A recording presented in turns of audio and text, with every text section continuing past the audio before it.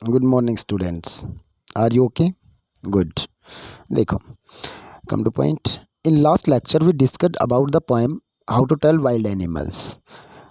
In that poem, हमने देखा कि भी किस प्रकार से अकॉर्डिंग पोइट किस वाइल्ड बीस्ट को हमने आइडेंटिफाई किया उनके बिहेवियर से, उनके बॉडी अपीयरेंस से। क्लियर? तो देखो, उससे नेक्स्ट पोएम हमारी जो है बेटा द बाल पोएम। बाल पोएम जो है एक बच्चे के बारे में, और जो बच्चा अपनी बोल को लॉस कर देता है उसके बारे में है। तो कहता है ये जो हमारी जो पोएम है बिल्कुल रिजेम्बलेंस है, सिमिलर है। हमारा लेसन था कि भाई सरमनेट बनारस कि किस प्रकार से महात्मा बुद्ध जी ने न्यू अंडरस्टैंडिंग दी लोगों को अपने अनलाइटमेंट नॉलेज के साथ। तो बिल्कुल सिमिलर सा लगता है कि भाई जो आदमी अपने दुख के ऊपर काबू पा लेता है, ओवरकम कर लेता है, वही ब्लेस्ड बाय गॉड, वही भगवान का आशीर्वाद प्राप्त होता है उसी को। क्लियर? मतलब he is blessed person by God. तो कहता है इस पोएम में भी एक बच्चा जो है वो अपनी बॉल को लॉस कर देता है, गुम हो जाती है उसकी बॉल कहीं समवेयर इन द हार्बर, पानी में चली जाती है। तो कहता है जो बॉल का लॉस जो होता है उसको किस प्रकार से वो टॉलरेंस करता है, सहन करता है, और उसके किस प्रकार से उस अपने grief of loss of the ball पे किस प्रकार से ओवरकम करता है बेटा, काबू पाता है। ठीक है? पोइट जो है इस पूरे सिनेरियो को देख रहा था, बट पोइट नहीं चाहता था कि किसी प्रकार का कोई इंटरफेयर करूं मैं उसके दुख में, उस लॉस ऑफ द बॉल के दुख में। बच्चा अपना यंग डेज जो था, अपनी नौजवानी के जो दिन थे वो स्पॉइल कर रहा था। उस दौरान पोइट नहीं चाहता था कि वो उसके इंटरफेयर करे। क्यों? क्योंकि वो उस लॉस ऑफ द बॉल से कुछ ना कुछ अपनी रिस्पॉन्सिबिलिटीज़ को फील करेगा, सीखेगा कुछ ना कुछ न्यू, मतलब अपनी रिस्पॉन्सिबिलिटी को फील करेगा और अपने आप खुद सेल्फ डिपेंडेंट बनेगा अपने ग्रीफ के ऊपर बेटा वो ओवरकम करने में। क्लियर? तो इस पोएम की समरी मैं आपको पढ़ाऊंगा, and according summary you read whole poem. ठीक है? एंड आफ्टर दैट आज आपको केवल क्वेश्चंस मिलेंगे इसके बेटा, आपने खुद सेल्फ डिपेंड होके अपने इन क्वेश्चंस का आंसर सॉर्ट आउट करेंगे। और ये तब पॉसिबल होगा जब आप अपनी पोएम को बेटा इजीली, मतलब विद कंसंट्रेशन आप उस पोएम को पढ़ोगे, अंडरस्टैंडिंग होगी आपकी। अगर अंडरस्टैंडिंग नहीं की आपने पोएम को अंडरस्टूड नहीं किया, तो you can't sort out the answer of these questions. Clear? और फिर भी अगर आपने अच्छे से पढ़ा और फिर भी किसी प्रकार की कोई प्रॉब्लम आपको क्रिएट होती है, तो you can drop me message या फिर कॉन्टैक्ट मी। क्लियर? आप मैसेज ड्रॉप कर सकते हो या कॉन्टैक्ट कर सकते हो बेटा। ठीक है? तो देखो, are you ready? Okay, let's start the ball poem by John Berryman के द्वारा ये कंपोज की गई। तो देखो, अब हम समरी करते हैं इस पोएम की। देखो बेटा, this poem is about a boy. कहता है ये जो पोएम है ये एक बच्चे के बारे में है बेटा, बच्चे के बारे में। Who lodges A ball in the water. कहता है जो खो देता है अपनी बॉल को पानी में खो देता है। इस बाल के खोने के उपरांत ही इज़ वेरी अपसेट, बड़ा उदास है बच्चा, लड़का उदास है। दो यद्यपि the ball doesn't cost too much. कहता है दो यद्यपि, जबकि कहता है the ball doesn't cost too much, बच्ची उस बॉल का जो कॉस्ट है, कीमत जो है, डोंट टू मच, ज़्यादा नहीं है, उस बॉल की कीमत ज़्यादा नहीं है। It gives a big shock to him. और कहता बॉल के गुम होने से बच्चे को एक गहरा झटका लगता है, बड़ा झटका लगा। इट मीन्स उसको बड़ा दुख हुआ। He keeps staring at place. कहता वो लगातार उस जिस स्थान पे बॉल गई थी उसकी तरफ स्टेरिंग कर रहा है, घूर रहा है। इट मीन्स दुखी होकर के बैठा है और कंटिन्यू स्टेरिंग कर रहा है उसी स्थान की तरफ जिस स्थान पे उसकी बॉल गई थी। Where is ball has gone, जहाँ उसकी बॉल चली गई थी बेटा। क्लियर? The poet sees. कहता पोइट जो है इस पूरे सिनेरियो को देख रहा था।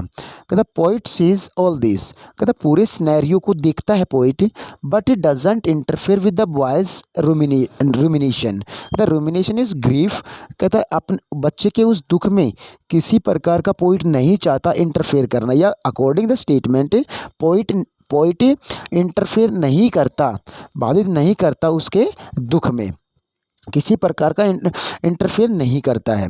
क्लियर बेटा। नेक्स्ट पैराग्राफ इसका, द पोइट थिंक्स, कहता उस पूरे सिनेरियो को, उस पूरे सीन को देखने के उपरांत पोइट सोचते हैं that the loss of the ball, कहता उस बच्चे की बॉल जब खोती, मतलब खो देना, बच्चे की गुम होने का जो ठीक है, लॉस ऑफ द बॉल, बच्चे की बॉल गुम हुई, विल टीच, कहता इस नुकसान से, बॉल की खो जाने के नुकसान से बच्चा सीखेगा, द बॉय मतलब विल टीच, मतलब ये बॉल का नुकसान जो था, बॉल का नुकसान बच्चे को सिखाएगा, ए लेसन, एक सबक सिखाएगा, ऑफ एक्सेप्टिंग, स्वीकार करना, द लॉस विद टॉलरेंस, मतलब सहन शक्ति के साथ किस प्रकार से हम अपने लॉस को एक्सेप्ट करते हैं, एंड प्लेजर, और कहता फिर उसके लॉस होने के उपरांत भी, मतलब नुकसान होने के उपरांत भी हम किस प्रकार से बेटा प्लेजर होते हैं, खुश रहते हैं। क्लियर। तो ये उसने सबक सीखेगा इससे। कहता अब देखो, अब वर्ल्डली पोइट ने बताया कि भाई everyone has to loss something, कहता एवरीवन, प्रत्येक आदमी कुछ ना कुछ खोता है, प्रत्येक आदमी की कुछ ना कुछ वस्तु गुम होती है, और the other in this world, कहता संसार में दूसरी वस्तुएं भी गुम होती हैं लोगों की, तो स्टिल देयर इज सर्वाइव, कहता फिर भी लोग सर्वाइव करते हैं, लोगों की वस्तु गुम होने पर भी लोग सर्वाइव करते हैं, एंड फुलफिल देयर ऑब्लाइजेशंस, और मतलब इतना बड़ा लॉस होने के उपरांत भी लोग अपने ऑब्लाइजेशंस, अपने रेस्पॉन्सिबिलिटीज़ को फुलफिल करते हैं, अपनी ड्यूटीज़, अपने कर्तव्यों को बेटा पूरा करते हैं। क्लियर। बट बच्चा एक बॉल की गुम होने से इतना ज़्यादा शौक हो रखा है, इट मीन्स इतना ज़्यादा ग्रीफ में है, तो देखो दिस लॉस, मतलब this lines are very essential बेटा, बहुत ज़्यादा इंपॉर्टेंट है ये लाइन, कि दिस लॉस, कहता ये बॉल का खो देने का जो नुकसान है, मेक्स द बॉय, बच्चे को बना देता है, लर्न, कहता बच्चे को इस योग्य बना देता है कि वो कुछ सीखता है, मतलब लॉस ऑफ द बॉल से बच्चे ने सीखा क्या, दैट गेन्स एंड लॉसेस, कि भाई पाना, गेन्स मीन्स पाना, लॉसेस मीन्स खोना, आर पार्ट, एक हिस्सा है, एंड पार्सल ऑफ लाइफ, मतलब पार्सल मीन्स एक पार्सल, और लाइफ का एक बहुत एसेंशियल पार्ट है बेटा। One should accept them, one should, किसी भी आदमी का जब कुछ गुम होता है, लॉस होता है किसी प्रकार का, तो उसको एक्सेप्ट करना चाहिए, इन लॉसेस को, गेन्स को, एज ए कॉमन मैटर, एक सामान्य मैटर की तरह ही, विषय की तरह ही हमें इसको भी, गेन्स को एंड लॉसेस को भी बेटा क्या करना चाहिए, एक्सेप्ट करना चाहिए, एक कॉमन मैटर की तरह ही। क्लियर। तो देखो ये जो लाइन आई, this loss makes the boy learn that going, देखो going and losses are part and parcel of life, इस सेंटेंस को हम अपने अकॉर्डिंग मॉडिफाई कर सकते हैं और ज़्यादा इफेक्टिव बना सकते हैं। This is the message, this is the main idea, this is the theme of the poem. Clear. And one should accept them as a common matter, मतलब ये जो लाइन्स हैं आपका मैसेज बनेगा, आपका मेन आइडिया बनेगा, या फिर मैं मतलब we can say the theme of the poem बनेगा। क्लियर। ये समरी थी, एंड समरी के अकॉर्डिंग ही आपने पूरी अपनी पोएम को अच्छे से बेटा रीड करना है, ताकि so that you sort out the answer of these questions, जो नीचे क्वेश्चंस दिए गए हैं इनके आप इजीली सॉर्ट आउट, छांट सको आंसर्स को। क्लियर। तो देखो अब हम क्वेश्चंस करते हैं बेटा। पहला क्वेश्चन है भाई, एक्सप्रेस योर व्यूज़, कि आप अपने विचारों को एक्सप्रेस कीजिए on the title the poem the ball poem, जो हमारी पोएम का टाइटल है, शीर्षक है द बाल पोएम, उसके बारे में आप अपने विचारों को एक्सप्रेस कीजिए। भी आपके विचार क्या है, मतलब the question will be according yourself, आप अपने अकॉर्डिंग कीजिए, दैट्स अकॉर्डिंग योर ओपिनियन, आप यहाँ राइट डाउन करोगे अपने व्यूज़ को। क्लियर बेटा। Next question, what is the theme of the poem the ball poem. अभी मैं जस्ट पहले एक मिनट पहले मैंने बताया कि भाई these lines are very essential for main idea, theme, central idea and message, ठीक है ना, अकॉर्डिंग पोइट एंड पोएम। तो कहता है what is the theme of the poem, the ball poem, कि भाई बाल पोएम का थीम क्या है। वही है बेटा, gains and losses is the essential part and parcel of our life, one should accept it a normal matter, कि भाई आदमी को एक नॉर्मल मैटर की तरह इन लॉस को और गेन जो हमने बताया पाना और खोने को अंडरस्टूड करना चाहिए, एक्सेप्ट करना चाहिए। नेक्स्ट क्वेश्चन, थर्ड जो क्वेश्चन है हमारा, how is the boy affected with the loss of the ball, कहता किस प्रकार से, how is the boy affected प्रभावित हुआ with the loss of the ball, कहता बॉल के खो देने से, बॉल का खोने का जो उसका नुकसान था, उस नुकसान से किस प्रकार से बच्चा अफेक्टेड हुआ।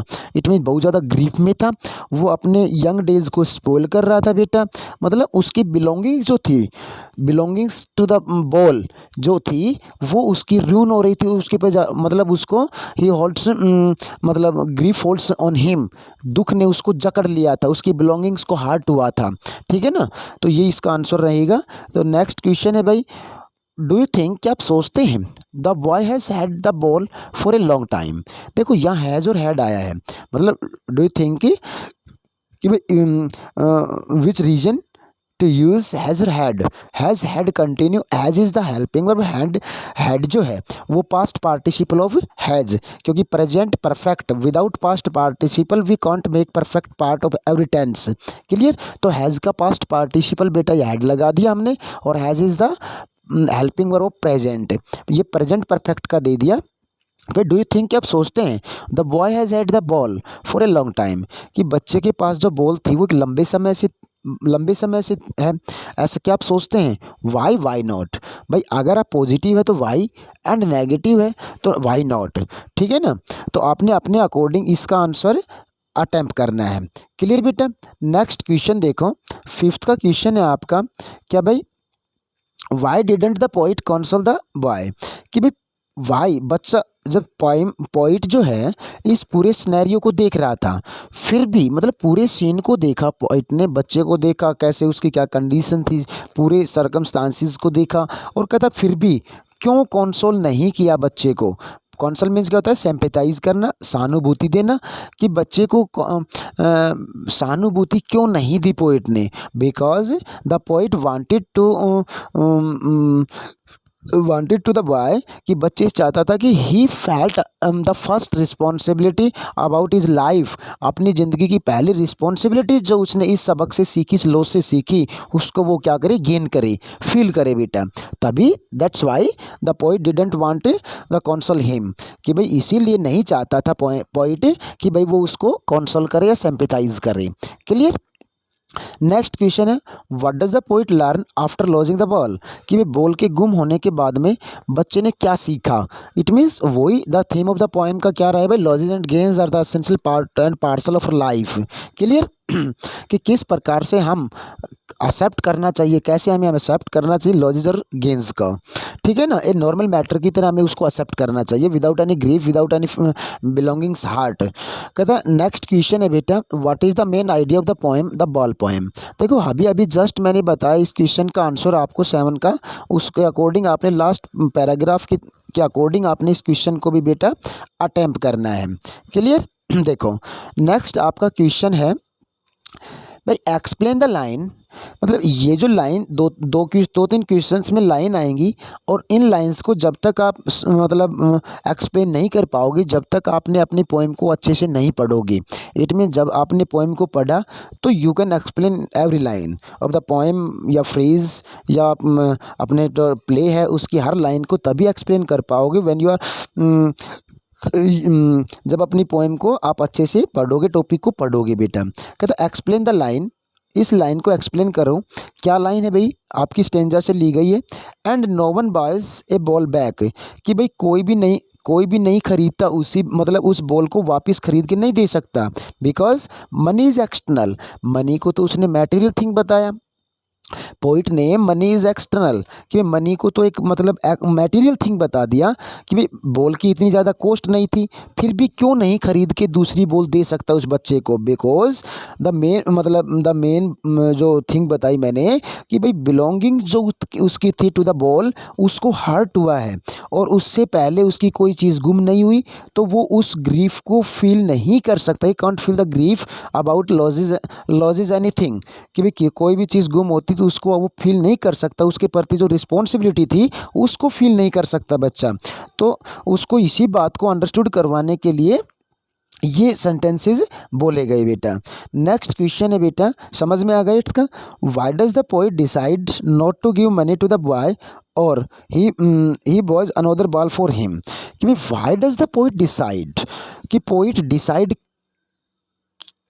क्यों नहीं करते to give money to the boy कि बच्चे की बॉल गुम हो गई तो दूसरी बॉल लेने के लिए बच्चा पोइट क्यों नहीं चाहता कि उसको पैसा दूं मैं, और he buys another ball for him, या फिर पोइट उस बच्चे के लिए दूसरी बॉल क्यों नहीं खरीदते।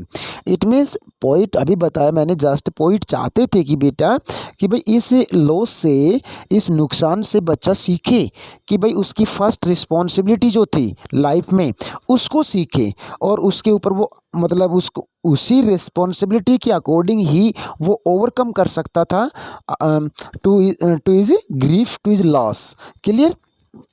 तो आपने इस क्वेश्चन का आंसर आपने लिखना है जो मैंने हिंट्स दिए इनके अकॉर्डिंग बेटा। 10 का क्वेश्चन जो आपका है वो क्या है भाई, देखो बेटा 10th क्वेश्चन जो है, what was the effect of the ball, loss of the ball on the boy, वही है मतलब बच्चे, ये क्वेश्चन पहले अफेक्टेड वाला आ गया लेकिन ये दूसरी स्टेटमेंट में है what was the affect, what was the effect sorry what was the effect of the loss of the ball on the boy कि भाई बॉल के गुम होने का जो इफेक्ट हुआ, प्रभाव हुआ, वो क्या था बच्चे पे। क्लियर। तो आपने इसको भी बेटा अपनी फिर मतलब सॉर्ट आउट करना आंसर। नेक्स्ट क्वेश्चन है, फिर लाइन आएगी ही सेंसेस फर्स्ट रिस्पॉन्सिबिलिटी, ठीक है। लॉस ऑफ द बॉल से बच्चे ने अपनी पहली रिस्पॉन्सिबिलिटी, ऑब्लाइजेशन, अपनी ड्यूटी को सेंस किया, फील किया। What responsibility is refer to here, मतलब यहाँ जो रिस्पॉन्सिबिलिटी मतलब रेफर की है वो कौन सी रिस्पॉन्सिबिलिटी, कौन सी बच्चे की ड्यूटी थी, कौन सी रिस्पॉन्सिबिलिटी थी, किस रिस्पॉन्सिबिलिटी को रेफर दर्शाया गया है बेटा। क्लियर। वही रिस्पॉन्सिबिलिटी थी कि भाई losses and gains are the essential part of life कि भाई किस प्रकार से हम अपने लॉस पे और गेन्स पे टॉलरेंस कर सकते हैं, in what way. Clear. Next और last question for today's lecture क्या है भाई, आज के लेक्चर का आखिरी क्वेश्चन जो है वो क्या है बेटा, देखो कि भाई a ball is an easily available, point बोलते हैं बच्चे के लिए एक बॉल को हम इजीली अवेलेबल कर सकते हैं, हो सकती है। इनएक्सपेंसिव थिंग कि भाई इनएक्सपेंसिव महंगी वस्तु भी नहीं, it is very cheap thing कि भाई बड़ी सस्ती सी है और इजीली हम दोबारा से अवेलेबल करवा सकते हैं बच्चे को। Then why is the boy so sad, कहता है फिर भी बॉल इज़ वेरी चीप, बड़ी सस्ती है और इजीली हम अवेलेबल कर सकते हैं, फिर भी देन वाई, फिर क्यों, is the boy so sad, इतना ज़्यादा उदास क्यों है बच्चा। लॉस ऑफ द बॉल मतलब अपनी बॉल को गुम होने पर बच्चा इतना ज़्यादा उदास क्यों है। टू लॉस इट, उसको गुम होने पर इतना ज़्यादा उदास क्यों है, वही इसका आंसर बनेगा जो हमने काफ़ी मतलब बता चुके हैं कि भाई कि भाई वो अपने ग्रीप में डूब गया, उसके बिलोंगिंग्स को हर्ट हुआ है, इट मीन्स लंबे समय से उसका मतलब उसको कभी इससे पहले कोई लॉस नहीं हुआ, तो he can't understand the loss of anything कि भाई वो नहीं कर सकता कि भाई गुम होने का जो लॉस है, किसी भी चीज़ का लॉस्ट होने का जो दुख जो है उसको वो अंडरस्टूड नहीं कर पा रहा है। क्लियर। तो ये 12 क्वेश्चंस थे फॉर टुडेज लेक्चर बेटा, आपका होमवर्क में यही रहेगा और according summary, according your poem आपने इन सब क्वेश्चंस का आंसर को सॉर्ट आउट करेंगे and you will attempt all answers. If you have any problem in any question, any sentence, any phrase, any lines, any stanza, तो you can drop a message and और भाई to contact me। Clear, आप कर सकते हो contact अगर आपको problem face हो तो। लेकिन अगर प्रॉब्लम फेस ना हो तो you can easily without any help of any person, any book, जब आपने केवल और केवल आपने अपनी टेक्स्ट बुक का ही हेल्प लेना है बेटा, और अच्छे से सभी क्वेश्चंस के आंसर सेल्फ डिपेंडेंट होके अपने आंसर्स को अटेम्प्ट करना है। क्लियर, तो आपने आज के लेक्चर का यही हमारा होमवर्क रहेगा। Thanks, have a good day.